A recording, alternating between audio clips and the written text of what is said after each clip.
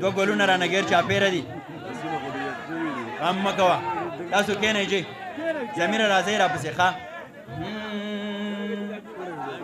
او جارو په منځ دالان کې پرېږده هی په کوڅه تېر شو یار دې بل وطن ته ځینه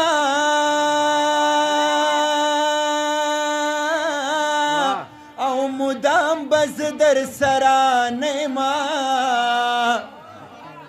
او چې به دې زلفې د خنډانو خلاصومه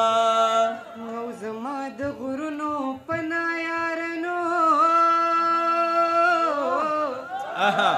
دیدن د باد سره شامل کا چې راځي نه او زما د سوکړل چې لاړې او په ځان دې اور کړل د یارانو محفلونه او یا په ماشه کې جانان خبر کینو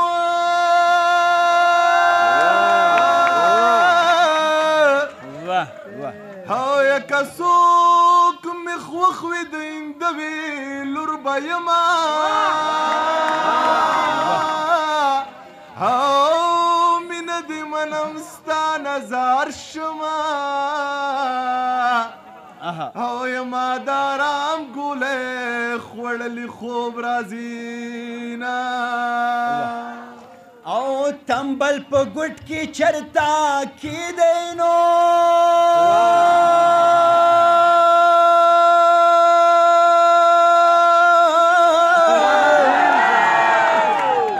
چې आवाज راکاږو پړپوسانو پته به ولګي او نن تنبل مارا جنۍ ګورتا کوزوینا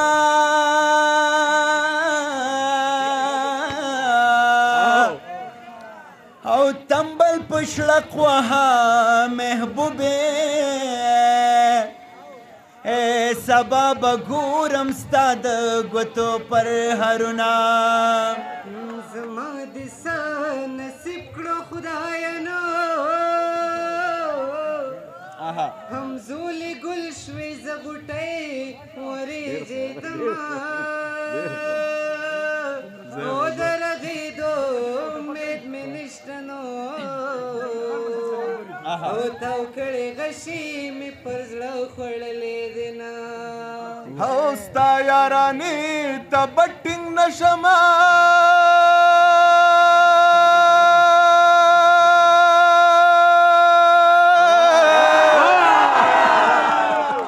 او یا تاویل درزن بنګړي د ورځې ماته وما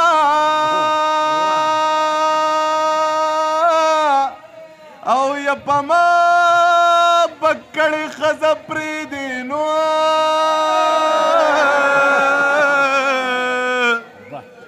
او یا بیا به د مور خپل خوری لا ورکوي نه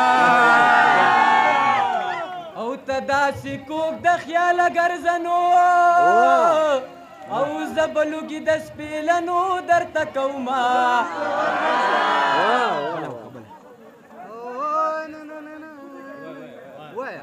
او دا محبت دا اخیری حد په حصار کې یمه دا محبت دا اخیری حد په حصار کې یمه تا سره ناسیمه او ستا په انتظار کې یمه او جانان مې زیلې د زړه پرې کړې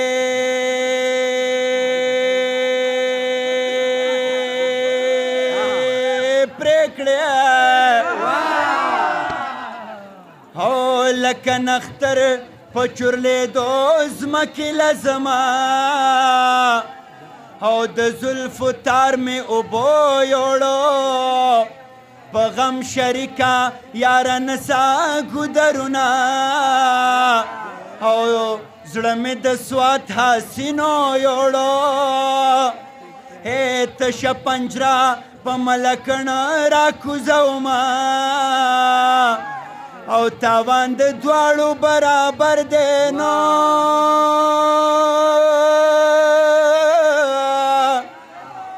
مات بیللی تازه بیللی یما